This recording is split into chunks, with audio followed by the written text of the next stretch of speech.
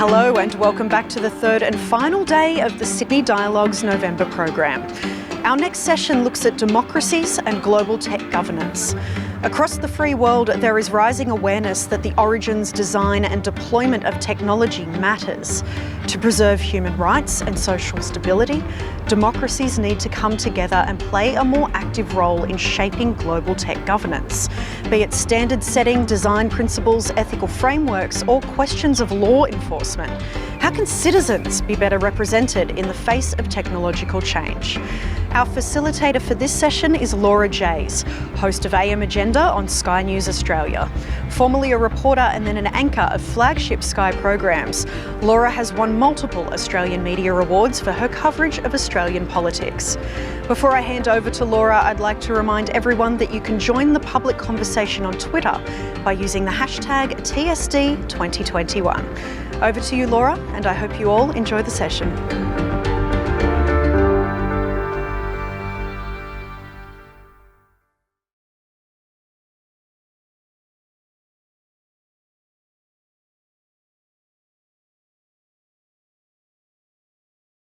Hello and thank you all for joining us at the Sydney Dialogue for this session on global technology governance.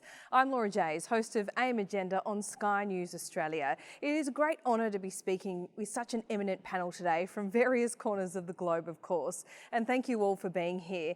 I'm also pleased to announce that this session will be streamed as part of the Bengaluru Tech Summit, Asia's largest technology event. And let me start by introducing our panel. Nick Clegg, the Vice President of Global Affairs and Communications at Meta. From 2010 to 2015, Nick also served as the Deputy Prime Minister of the United Kingdom. In 2018, he was awarded a knighthood in recognition of his political and public service. Dr. Subrahmanyam Jaishankar, India's Minister for External Affairs. Dr. Jaishankar was President of Global Corporate Affairs at Tata Sons Private Limited from May of 2018. He's also previously held the position of Foreign Secretary and has been Ambassador to the US and China at different times, of course, among a number of other diplomatic missions. Marise Payne, Australia's Minister for Foreign Affairs and Minister for Women. Senator Payne also served as Defence Minister for 3 years, the first woman to do so in that cabinet portfolio. Please welcome our panellists, and I remind our audience that this is an open discussion that we encourage you to be a part of on Twitter as well. So please use the hashtag TSD2021. Towards the end of this discussion, there are some pre-submitted questions from our delegates as well. But let's get straight into it. Thank you to our panellists once again. Before we get into the detail of how we best shape global technology, should we start by acknowledging the biggest emerging challenges when it comes to tech, governance and maintaining democratic values? Minister Payne, first to you, what do you see as the biggest challenges here? Thanks, Laura, and can I acknowledge the other participants today, and also thank ASPI very much for the invitation to participate in this very important dialogue. I think there's a number of challenges that we've been focused on in recent times, and particularly currently the use of technology or abuse of technology for disinformation. That is where we see governments that might want to undermine stability elsewhere for their own strategic purposes, but also, and dangerously so, non-state actors and individuals, for example, engaging in COVID and vaccine disinformation, which we know in a pandemic literally costs lives. I'm also very focused in both of my roles on online harms against women and girls, whether that is abuse or stalking or harassment, and finding ways to address this by governments, but also ensuring that our technology companies assume their own responsibilities in this area. We've been very determined and taken strong action in this particular policy space. And finally, where there might be misuse of technology by more authoritarian regimes and actors, including the oppression of people in terms of mass surveillance or foreign interference, where we've seen the use of cyber and social media, for example, in elections. So we're all very alert to that, and they are, I think, three of the challenges that I can see. Yeah, the challenges are many and varied. Dr. Jaishankar, does India's views at all diverge, or are they divergent from what has just been outlined by the Minister? First of all, Laura, good to join the panel.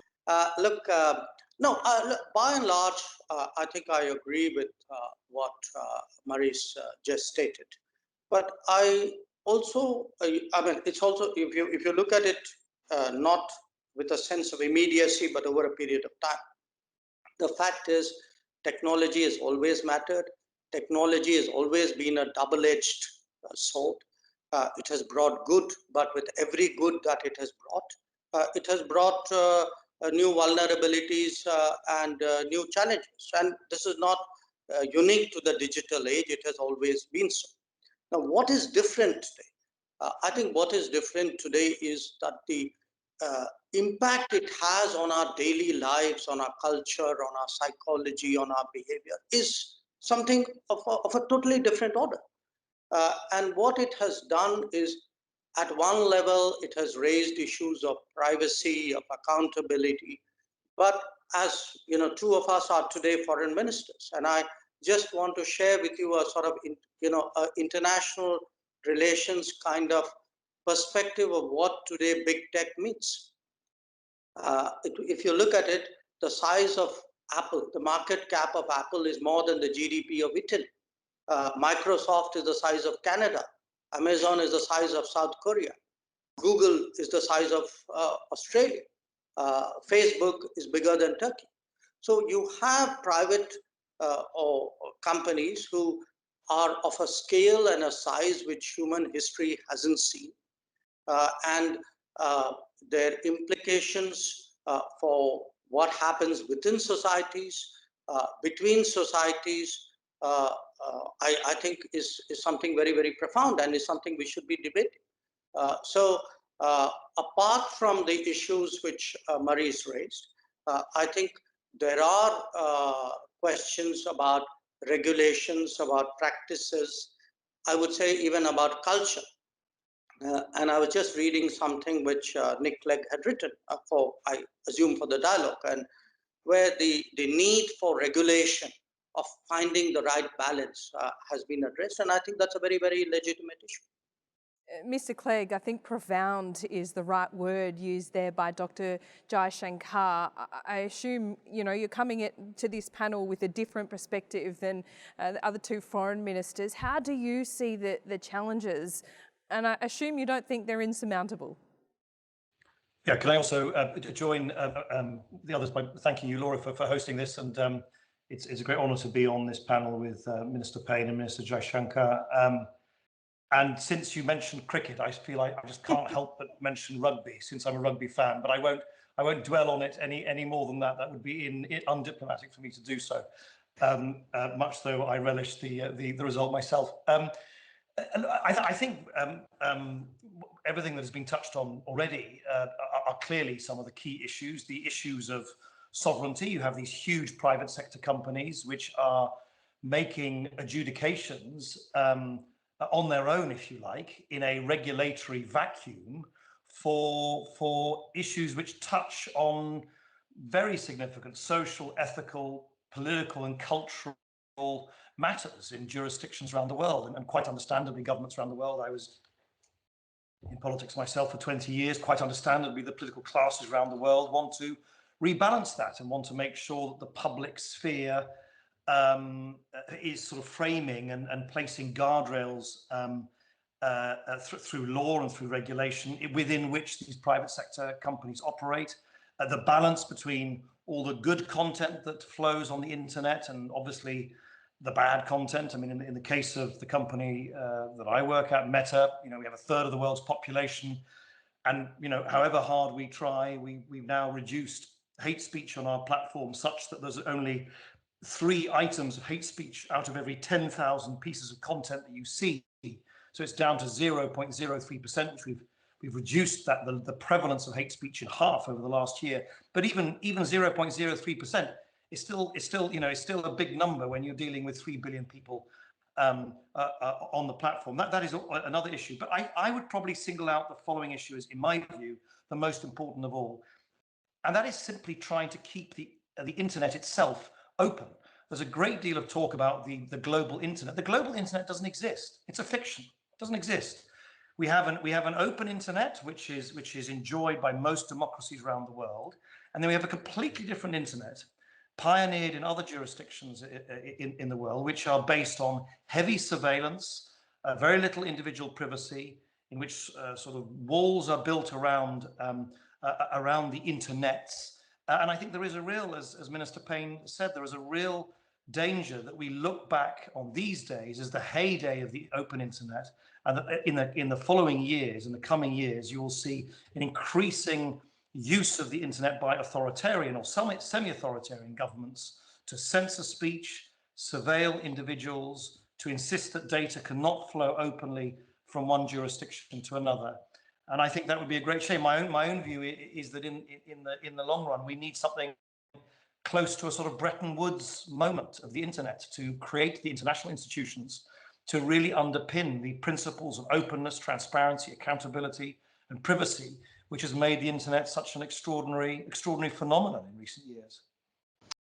Well, if we're looking for guiding principles, the recent Quad statement on tech is probably a good starting point as well. That talks to every phase of design, development, governance, and users needing to be shaped by quote unquote shared democratic values and respect for universal rights. That's, I think, a really big shift from even a decade ago. So, Mr. Clegg, you touched on it there, but how do you see the competition between democracies and authoritarian states playing out, and what sort of issues does that raise for you? You talk about striking that right balance and the chilling effect that you could see from authoritarian states, but there needs to be a balance here, doesn't there? Any idea where that is? So I would say clearly there needs to be a balance between the ability of the private sector to continue to innovate, to provide these extraordinary products to billions of people around the world, whilst also the right of sovereign governments to establish their own rules. But I think internationally, Dr. Jaishankar talked about the international perspective. I do think there is an increasing standoff really between the open internet, which is widely shared amongst open democratic societies around the world, and a completely different internet paradigm. And I know, President Biden is hosting this, I think it's called Tech for Democracy Summit, I think next month. I very much hope that summits like that will lead to a push to create the institutional and legal underpinnings such that the open internet is preserved going forward. So yes, you need regulation. Yes, of course, the companies need to act with greater accountability and transparency in their operations so that they can be held to account, because with size and success comes responsibility and accountability. But above all, the open data flows and the fundamental principles of privacy and free expression, I do think, are probably under greater threat than many people appreciate. Dr. Jaishankar, what do you think of that principle of above all? I think that free speech element and the openness of an open global internet needs to be upheld. I want to also touch on what you said last year, that quote unquote technology is very political. What were you talking about when you said that?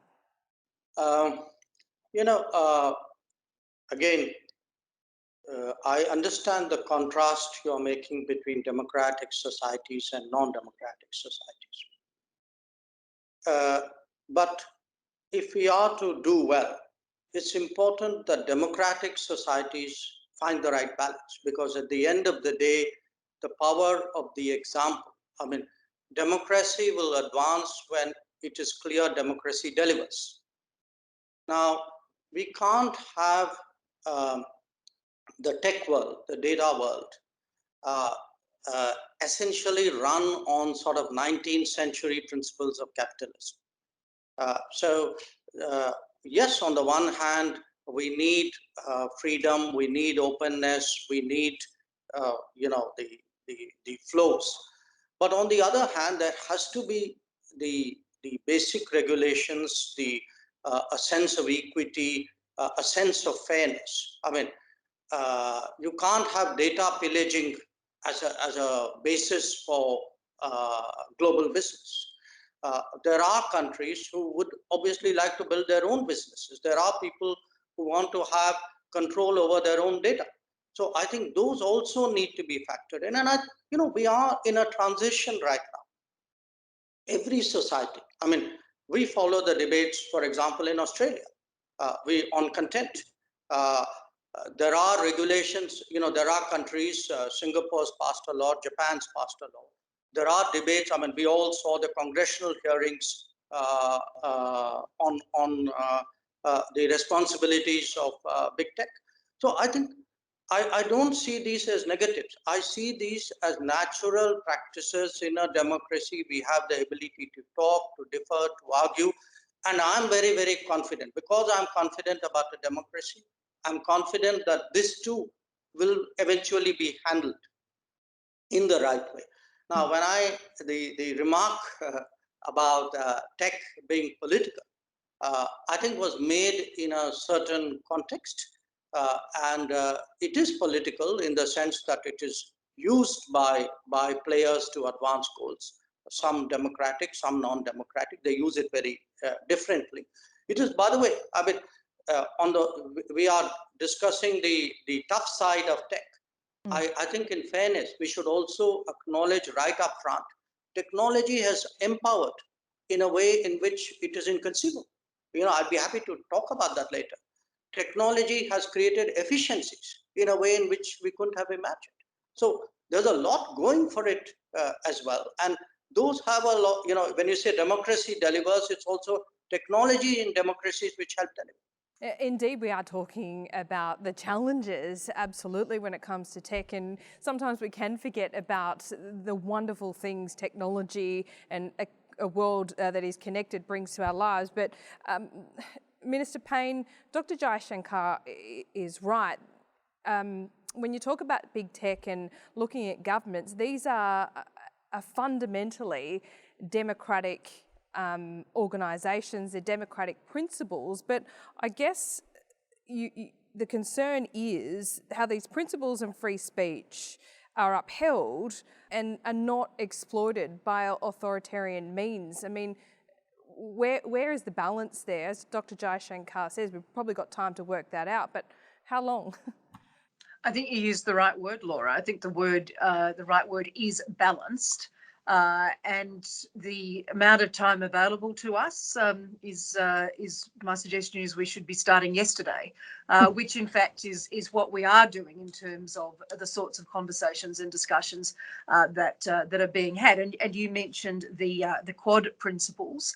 I think broadly speaking, the principles about supporting universal values, building trust, integrity, resilience, a fair and open marketplace are axiomatic, if you like, for this cyber world. But we do have to be very, very clear that the rule of law that applies offline has to apply online. And rules of the road are what enables road users to stay safe. Same with users online. And so in that process, being clear about identifying the difference between free speech and malicious disinformation or online harassment is important. There are rules about how we should act. We've been engaging with multiple partners for some time on these issues, including multilaterally, so through the UN processes and the working groups there, which is about agreeing the rules for how states can and can't behave in cyberspace. And our ambassador for cyber and critical technologies, Dr. Tobias Feakin, is Australia's lead on that. We have multi-stakeholder discussions, and those discussions include governments, the tech companies, and civil society, who look at how we actually address the questions of technical management and governance of the internet and digital technologies. From Australia's perspective, we see this as necessary for all, not just for the privileged few. So we work across the Indo Pacific as well to invest in capacity building for countries in our region to ensure that they understand the technology landscape and that they can address those challenges. When you think about how important some of the platforms are for fundamental communications, including news communications in the Pacific, for example, being able to understand that, to understand the rules of the road, so to speak, is essential for governments, for civil society, and for individuals. So we have multi-stakeholder governance processes, and that's what we need to be working through together. And I think we can do that without undermining our core principles, which is absolutely essential, because it's the principles that allow us to build that fabric that will hold all of this together. Well, the Quad is a really good place to start. Fundamental democratic principles being brought into the tech world and then shaping that governance. Mr. Clegg, do you have any big ideas that the private sector can contribute here through the Quad and other security partnerships that might give, you know, that confidence and democratic values in new technologies? Yeah, I think the private sector has a very, I hope, productive role to play in proposing ideas about how the governance of the online world and how new rules for the online world can be developed. And you know, we're not sitting around. We've published, as a company, Meta has published white papers on how you might govern content issues online. We've created our own independent oversight board, which is a wholly independent entity made up of former prime ministers and Nobel Prize laureate, scholars, former journalists, and they adjudicate independently on content disputes on our platform. We work together with governments, as Minister Payne said, of governments and other players in the internet. You know, we helped create and fund the Global Internet Forum to Counter Terrorism, for instance, which is now an extremely sophisticated cross-industry, multi-stakeholder entity to help us share technologies and share data when terrorist incidents occurs. We were a founding member of the Technology Coalition, which is a global alliance of leading tech firms to come together to build tools and advanced programs to protect children from online sexual exploitation and abuse. There's something called the Digital Trust and Safety Partnership, which is being established again across industries to establish a safer and more trustworthy internet. And you know, we've been very open for a good 2 years now that in areas like privacy and data portability and election integrity and content, these are issues which private sector companies should not be left to be deciding on themselves. I mean, it is clearly not right that people like me, or sometimes Mark Zuckerberg and others, are having to make agonizing decisions about whether a piece of content can or can't stay up or stay down according to our own rules, when those rules, of course, they're the rules of a private sector company. That, you know, these are rules which should be adjudicated upon by legislators. But as I know myself from many years in politics, legislation takes a long time and tech moves very quickly. And I do want to be clear, we really do believe that new regulation, I mean, not all regulation is good. Some of it we agree with, some of it we don't agree with. But of course, new regulation needs to be introduced. This is a very young industry. Meta was well, as it was then formerly known, Facebook was founded, I think, the day after or the week after Roger Federer became #1 in men's tennis, which just shows how young it is. You know, the Federer era is longer than the Facebook Meta era.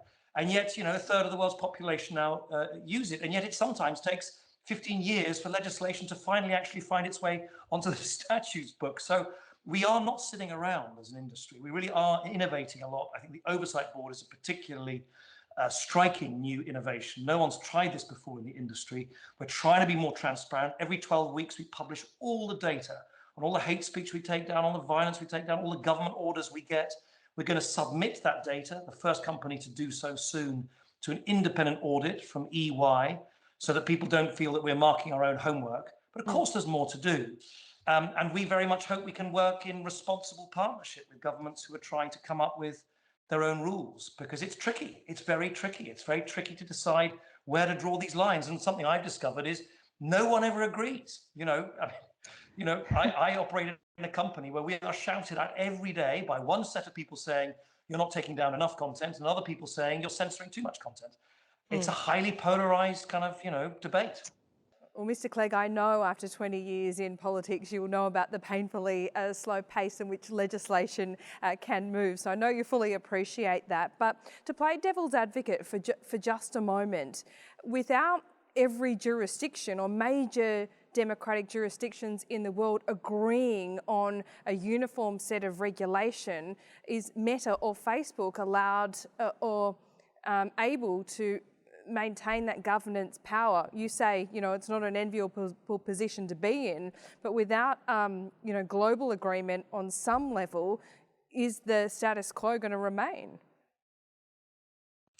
I think we're going to see over the next few years new legislation in India, in Australia, in the UK, in the EU, possibly in the US too. I think that's obvious. It's all on the books. It's in the pipeline. As I say, some of it I think is really good. Some of it I happen to think is not very good. Some of it is rushed through in anger, and something again I learned over 20 years.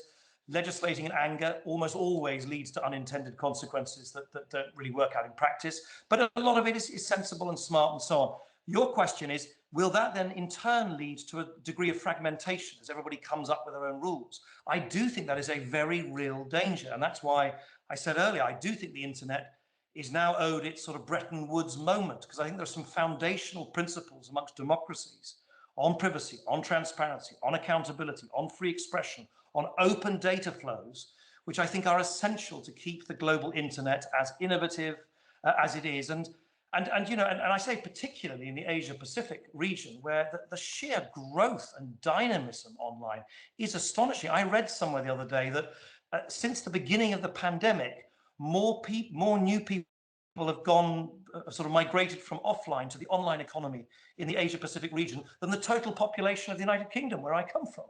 In 2012, in the whole of Asia, there was only 2 tech unicorns worth more than $1 billion. Now there's more than 170.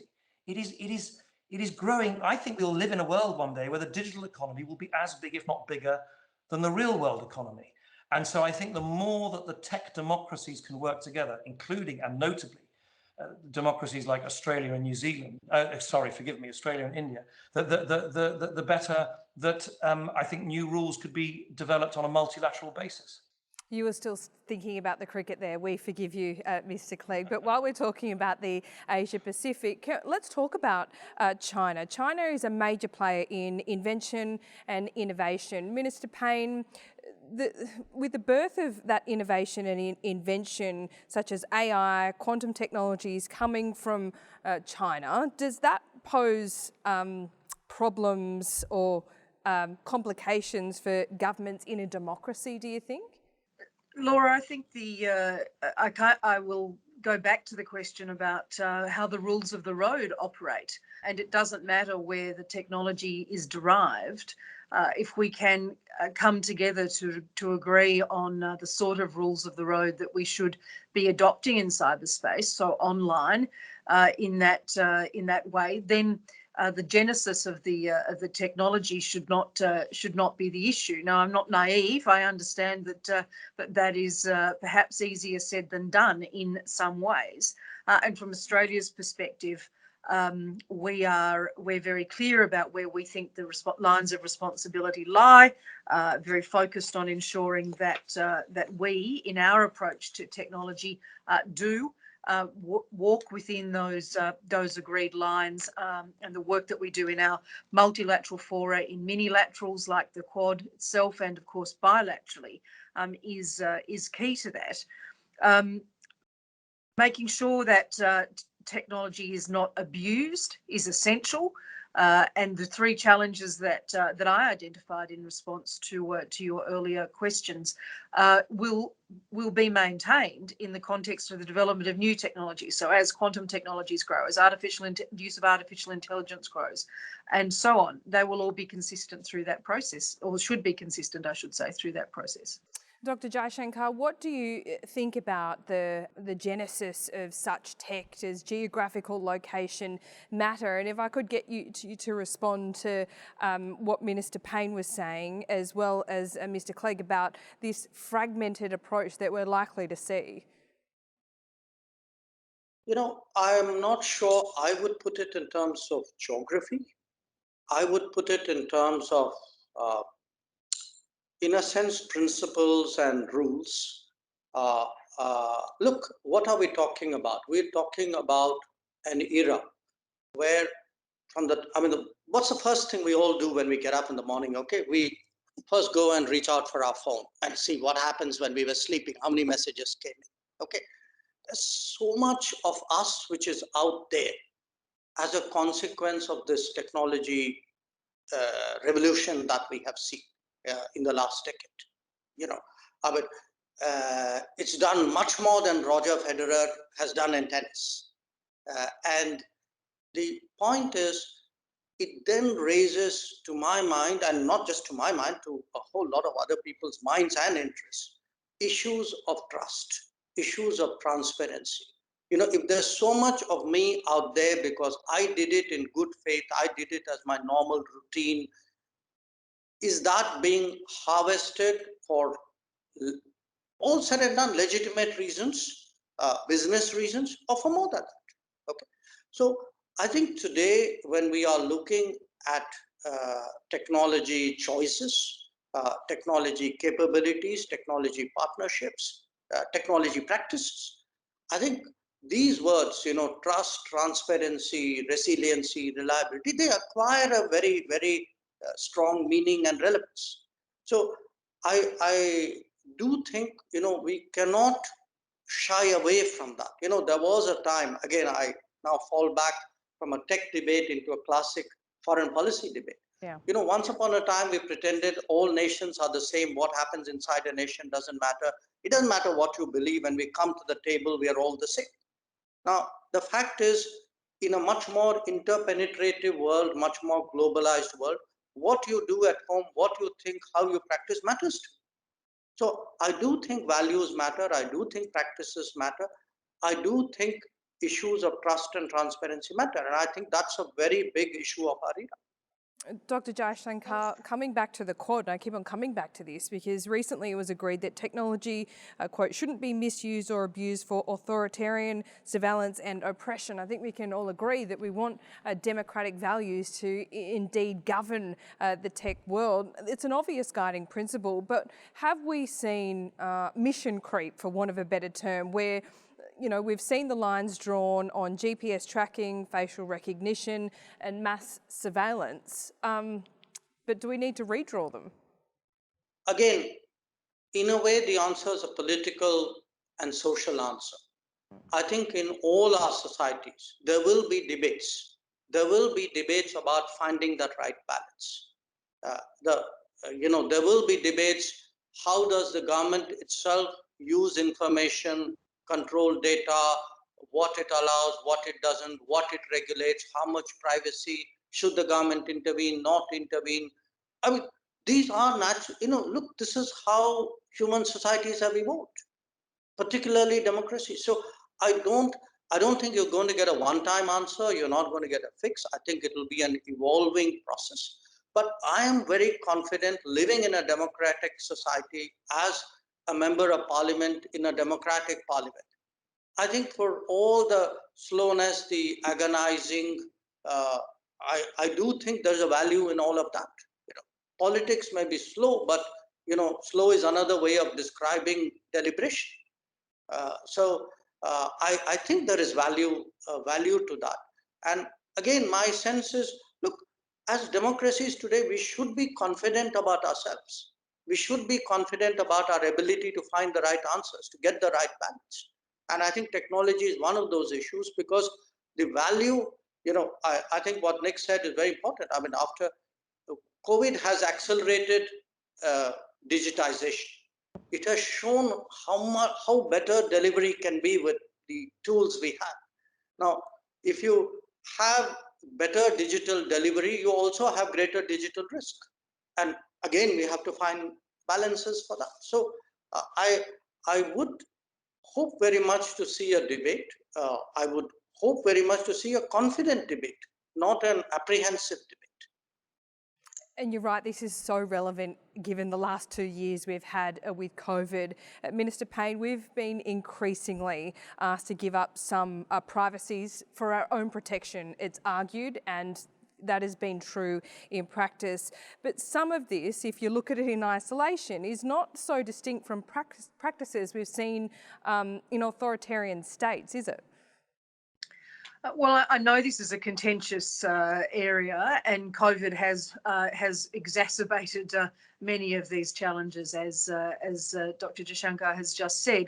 But I do think that we're coming from quite different perspectives in the broad, in countries like Australia, than perhaps in authoritarian states. We have a range of oversight mechanisms that are embedded in our democratic institutions, and where governments are thought to have overreached, then I'm acutely aware of the parliamentary processes that are available to oppositions or members and senators in our case, whether that's an estimates process or a questions process or inquiries, whatever that might be. And I'm a senator in the Australian Parliament. I'm a great advocate of the work that is done through these processes and have been for over 2 decades. We also have the operation of the rule of law that provides a level of accountability in countries like Australia. There are penalties under the laws that pertain in our countries for those who misuse technology. We are also required to be, and have endeavoured to be, transparent about how government uses technology. As I said, robust public debates through the Parliament, through our free press, through free speech. So I think there are clear distinctions there. And I would also say that we as governments have not advocated the use of the cover of COVID, if you like, to entrench stronger security measures, and we would reject that being done. Where there are contact tracing phone apps, for example, or QR code registration apps. The process there is to be single purpose, to be proportionate, and importantly, to be temporary.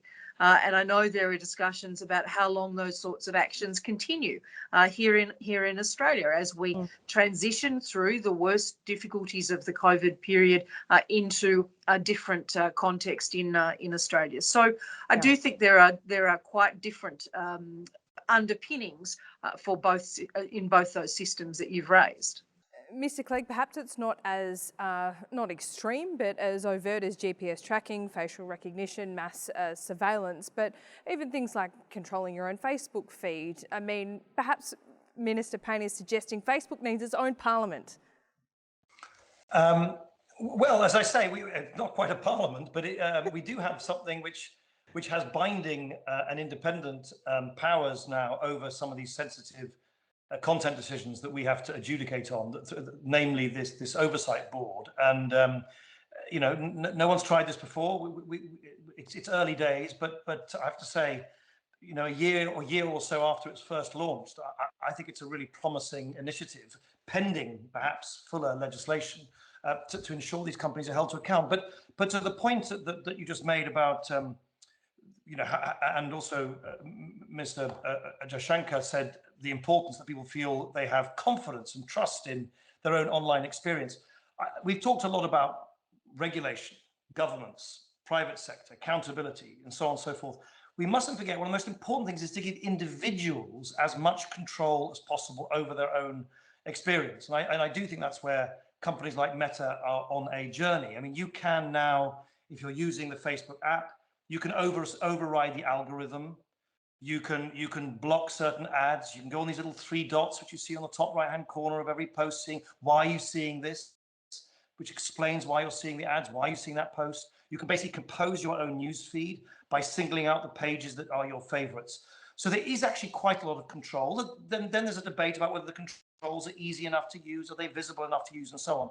But my own view is that the future of the online world, not only do you require regulation, not only do you need to have greater transparency from the companies on everything from their algorithmic ranking systems to the kind of, debate about hate speech that we were talking about earlier, but you also need to give individuals really granular controls. And I would love to see one day Facebook users more or less being able to kind of dial up. Do you want to see more sport or less sport, more politics or less politics, more cooking or less cooking? I don't know whether those are the right categories, but I do think given that social media is a highly personalized experience, every single person's new Facebook newsfeed is individual to them. It's like a sort of digital fingerprint. No newsfeed is the same to another, which is why it's so utterly different to the traditional media. It's not. You're not reading the same front page. You're, in a sense, you're almost creating your own. And I think over time, what you'll see is that people, I hope, and people who experience social media will have more and more control about exactly how that's curated and how that's architected and how that's designed. Perhaps cooking is one of the least controversial parts of a Facebook feed, but I understand what you're saying. Now, to all of you, where does this lead us when it comes to our relationship with China? I mean, do we expect China is going to change its tune? Does it need to change its tune with the way things are at the moment? Dr. Jaishankar, what do you think about this and China's view of tech governance?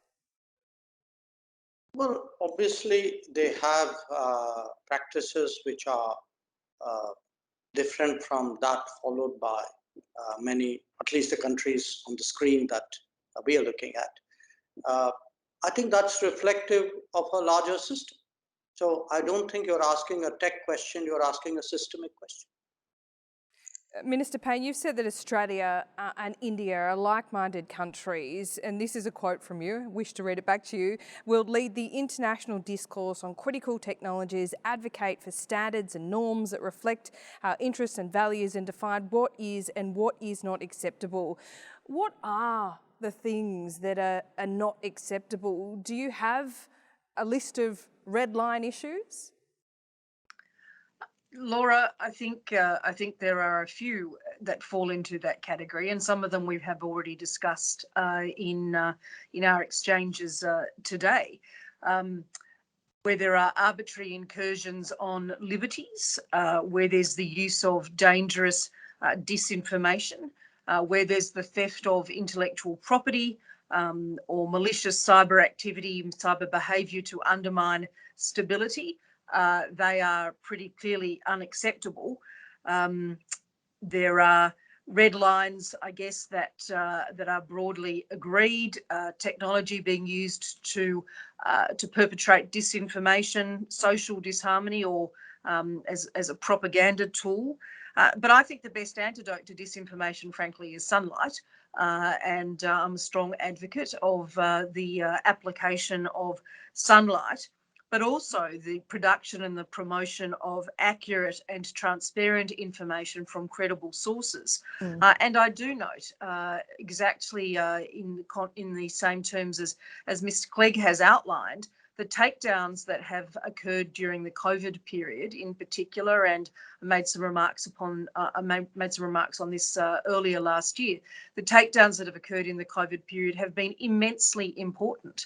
The discussions led at the United Nations, including by countries like Latvia, who have focused on this, immensely important in the application of sunlight as well. So in my department, we've established a task force that works through the Department of Foreign Affairs and Trade on disinformation, to preempt it, to deter, to respond, because we know exactly how dangerous it can be, and we know we need to help to build regional resilience against it. And vaccines have been the best and worst example of this that I have seen, and certainly during the last months, as vaccines have been a subject of great discussion, I've made sure that we're very focused on that. Indeed. Mr. Clegg, in this discussion, you've described Facebook as being on a journey. I think we all are when it comes to the emergence of technology. Is part of the problem for Facebook is that it's a virtual monopoly. Without serious competition, it needs to rely heavily on governance, but democracies aren't keeping up with those advancements. So in many ways, you're a victim of your own success. Well, Meta is clearly, highly successful in the sense that a lot of people use WhatsApp and Messenger and Instagram and Facebook around the world, but there are a dizzying array of choices. I mean, just look at the explosive growth. I mean, really far more rapid than Facebook or Instagram grew as social media apps. Look at the explosive growth of TikTok over the last couple of years. Or look at the way that, YouTube is far, far bigger in terms of video consumption than any of our apps, or in messaging. iMessage is a far bigger messaging app in the United States, where I'm sat at the moment, than any of our messaging apps. So whether it's photos, videos, messaging, many of them, of course, you can use with no upfront charge, because in our case they're paid for from advertising. So I think it's actually a highly fluid and dynamic sector, because as TikTok's example has shown, you can erupt on the scene and the network effects can allow new market entrants to grow very very rapidly. But that does of course contrast with, since you asked, with the Chinese market. We're not allowed to operate in the Chinese market, so I can't speak for any our apps. People in China can't use Facebook, Instagram, and so on and so forth. But let's be clear that the Chinese paradigm of the internet is exceptionally successful, but exceptionally different to the open internet we're talking about. It's exceptionally successful because they've created their own. I mean, Alibaba, Tencent, all of these are rivaling the big Silicon Valley giants, and are doing so in an exceptionally sort of forceful way. But it's based on a completely different intellectual paradigm. It's based on keeping, including the apps that we have, out of the market. It's based on very heavy surveillance inside the market. And I can see why other jurisdictions, and particularly authoritarian or semi-authoritarian jurisdictions, might find it a more attractive paradigm. But I don't think that's, I think that's perhaps another reason why the great sort of techno-democracies in the world, I do think, need to cooperate more and more together in order to create multilateral international standards which can withstand the pressures and the challenge of that wholly different paradigm. Okay, we've got some questions from our delegates now that go to a lot of things we've already discussed on the panel today. This, Andrew from New York: industries that have previously required wholesale regulation, such as tobacco, air travel, motor vehicle, food safety, etc., have found it a bumpy road, he says. It's in everyone's best interest to have a strong and innovative tech sector and effective regulation. How do you see a reset that moves beyond the catchphrases of accountability, transparency and governance to put some of these principles into practice? Again, it's something that we have explored here today, but Dr. Jaishankar, why don't you kick it off? Look, I'm not sure I agree with even the premise of that question.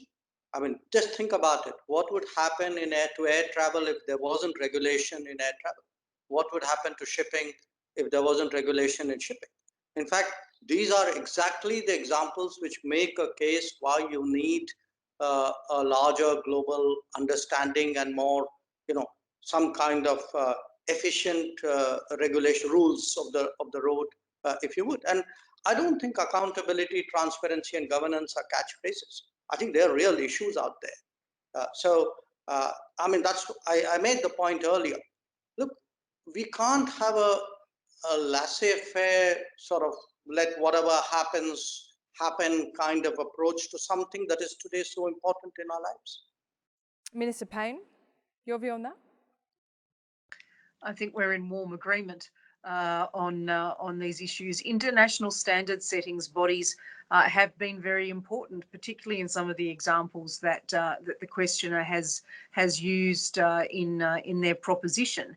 And it might be a bumpy road, but that doesn't make it unimportant, and it doesn't make it not worth travelling to achieve an outcome. So in those sectors, we have most definitely, as Dr. Jaishankar says, seen the benefit of regulation. We need to ensure balance. I think in all of our comments today, one or other of us at some time has used the word balance.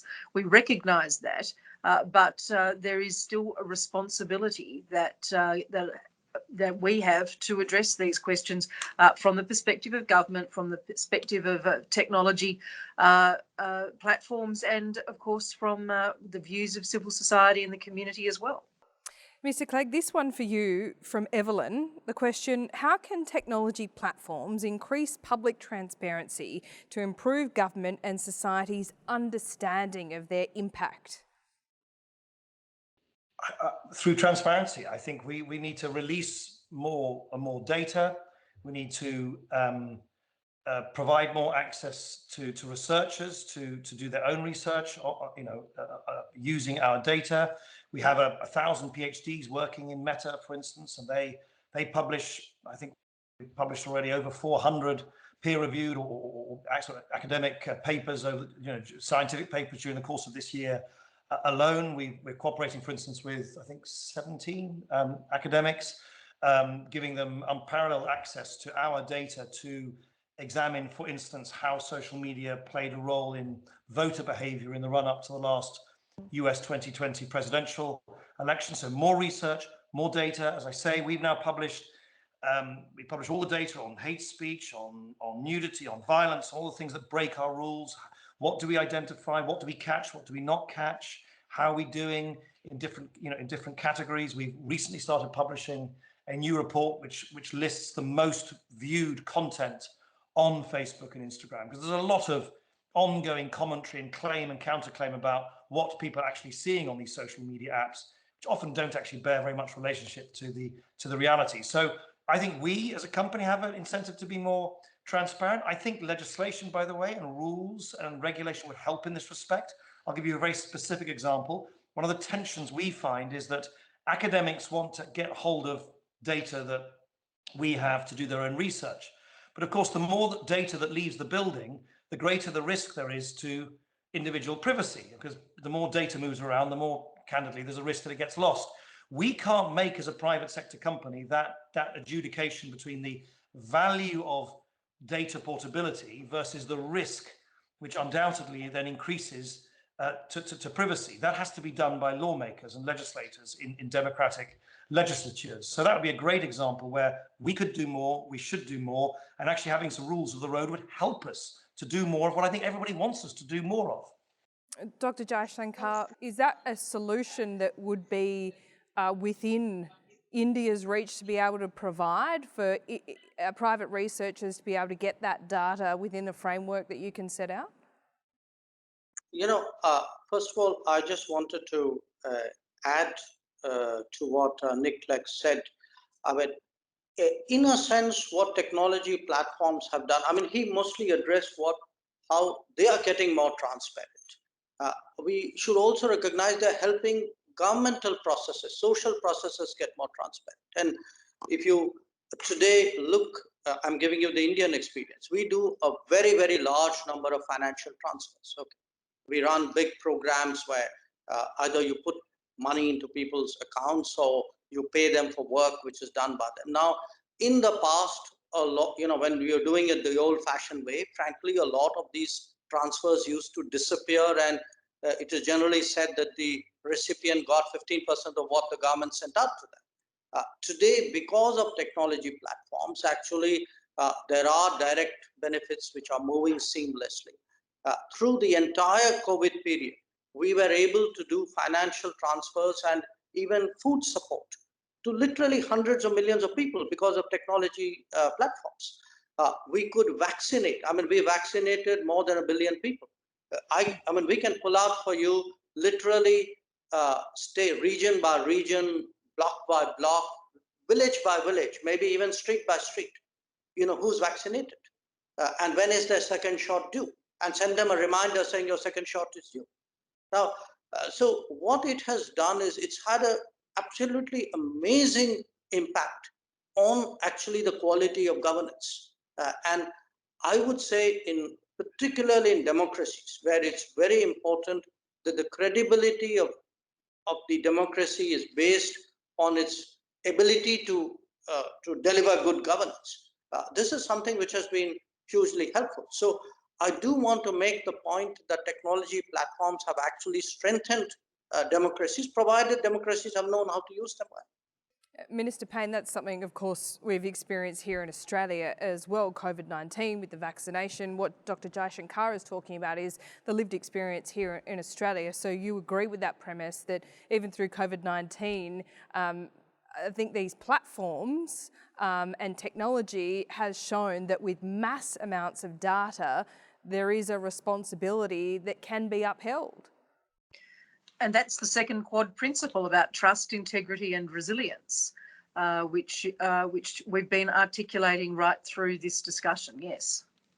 Another question we've got here is from Maya in Canberra. The question is, do democracies need to form alliances, multilateral forums to promote essential democratic values for global technology governance? Now, we've talked about the Quad, we've talked about the G20. Is what Maya saying separate to these bodies that we already have, strong relationships within? Can we do it within these groups, Minister Payne, or does there need to be a separate system set up?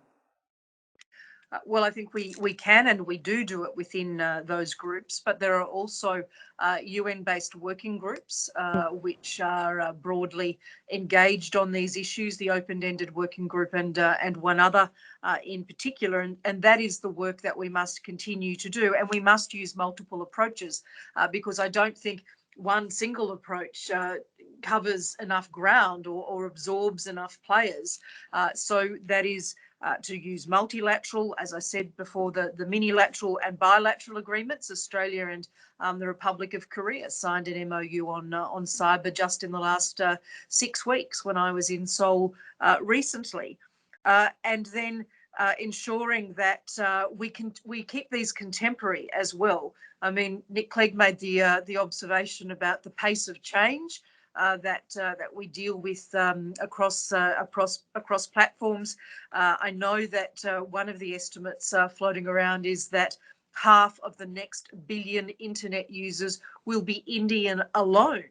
Wow. That in and of itself is a very powerful statistic about where critical mass is and what change looks like and how fast it is being driven and in what volumes. So staying contemporary through all of these engagements is essential, and being dynamic therefore and responsive to change and doing that across multiple levels, as I said, essential. Yeah. Dr. Jaishankar, what do you think about the best multilateral approach here? If there's an established body, Marise Payne suggested that, in working groups. I mean, I think you'd agree that there's not one body in which you can get all of this done, but is there a group in which you would suggest? No, look, I'm in full agreement with her. I think the issue is too complicated for it to be dealt with by a small group or a particular body. I think we're looking at a sort of all of the above answer. And I would even say this, look, there may be countries and societies whose practices could be very different, but that doesn't mean that you necessarily get into a sharply confrontational situation. I think somewhere we have to find right domestic balances.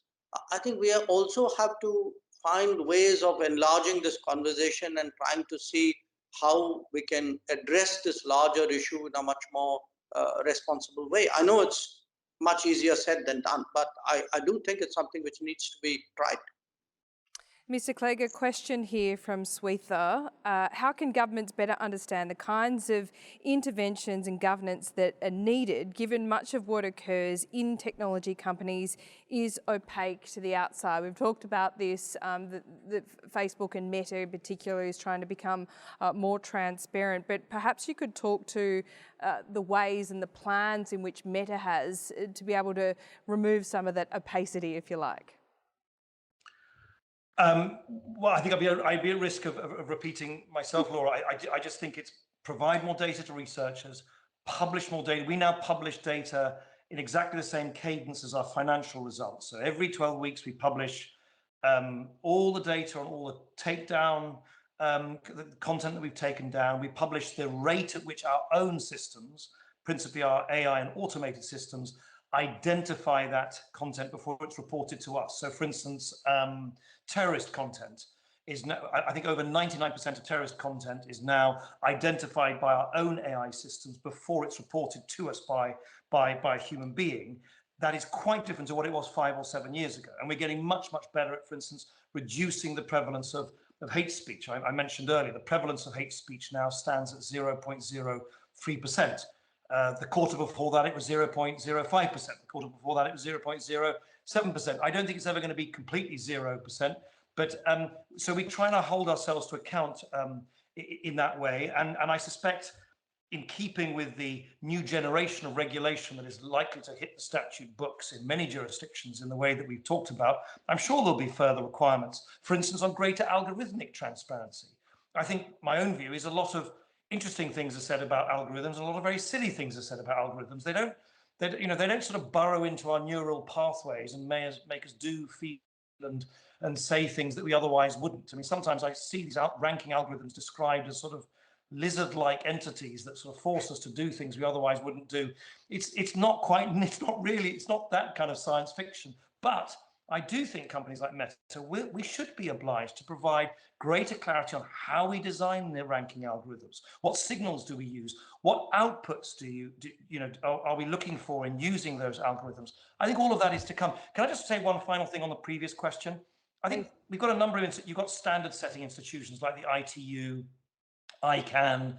I think, by the way, I think the OECD and the G20 have done a great job recently in pioneering new tax rules for the digital world to make sure that companies like Meta, we pay our fair share in tax around the world. But I do think there is a gap. I really do think there's a multilateral gap. That's why I keep going back to this sort of Bretton Woods spirit.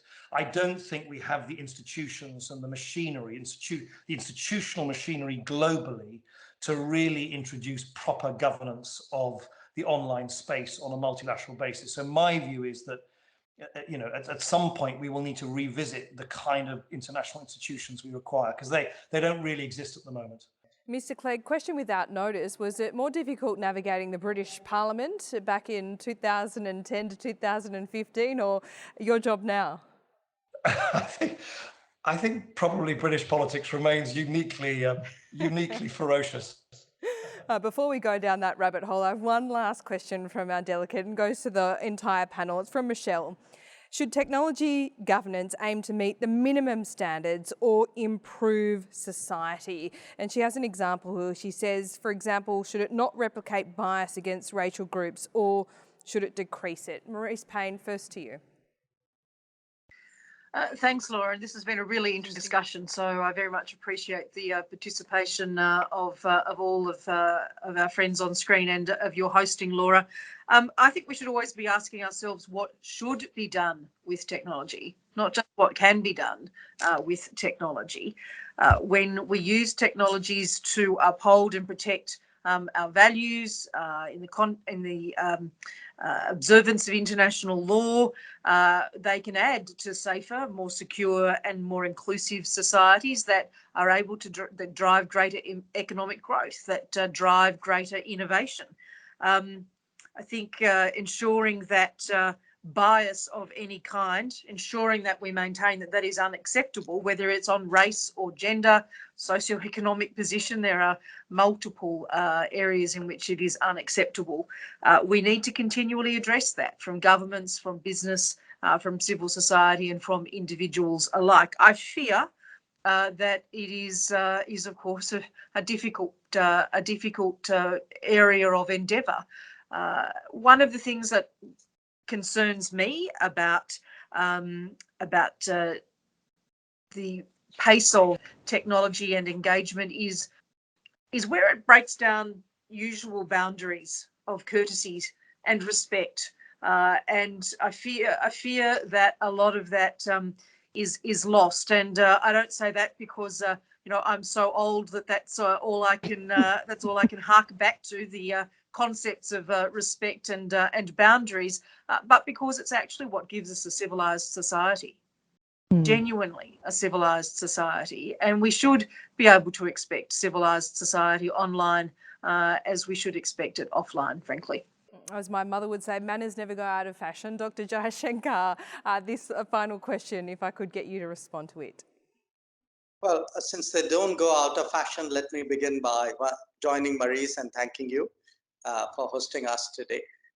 Look, I just think that this is today, technologies become such a powerful force of change in our lives that we shouldn't have a minimalistic view of how to approach it and its consequences.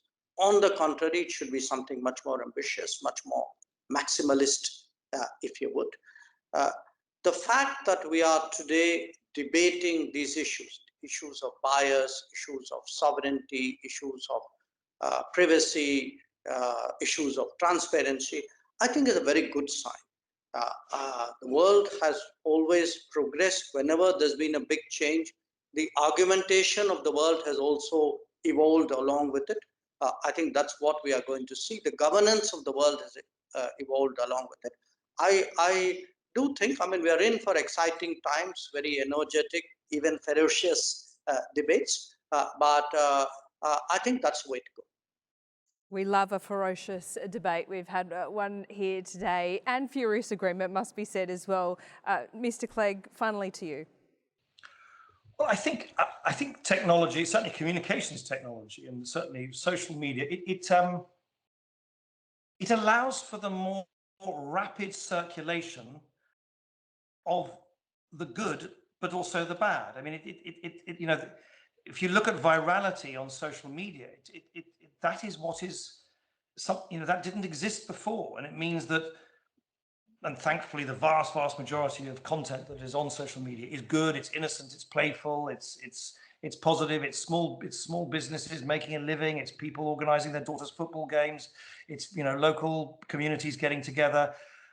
But of course, the problem is that ease of circulation, of course, is also available to people who have bad intent. And so the job of both the industry and government is to mitigate the bad. You'll never eliminate it. You'll never eliminate it. In the same way that in a free society, you're never going to eliminate crime, but you want to try and get it down to the absolute minimum level that's sort of acceptable in society. You have to try and do that online whilst amplifying the good. And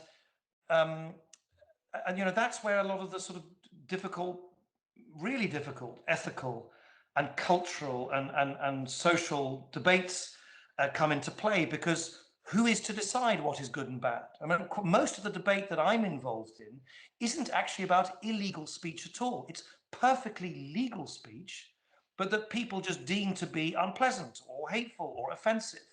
And that's it's a moral minefield, because you're asking, certainly in the case of the company Meta, you're asking a private sector company to wade deep into basically moderating and acting against content that is perfectly legal.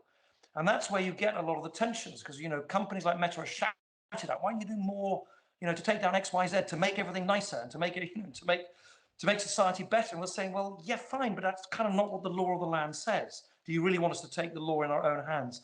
And that's where I think, back to the theme of the whole event, the more that we have clear, democratically agreed guardrails that we all agree on, the better for society at large. Indeed, it is a minefield, and I thank you all for entering it with me today. Mr. Clegg, thank you. Dr. Jaishankar and Minister Payne, really appreciate your time. Hopefully we can do this again soon to see where we all get up to. Appreciate it. And that is all we have time for today. I want to thank all of our panellists, brilliant panellists, for their contributions, and thank our Sydney Dialogue audience for tuning in. I'm also pleased to announce that this session is being streamed at the Bengaluru Tech Summit, BTS. The convergence of dates, themes and sessions between BTS and the Sydney Dialogue speaks to deepening bilateral ties between Australia and India, and our shared interests in working with like-minded countries to shape the norms and the rules underpinning emerging technologies.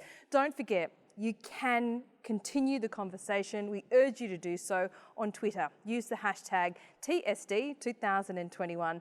Thank you so much for joining us again today, and I hope we see you again soon.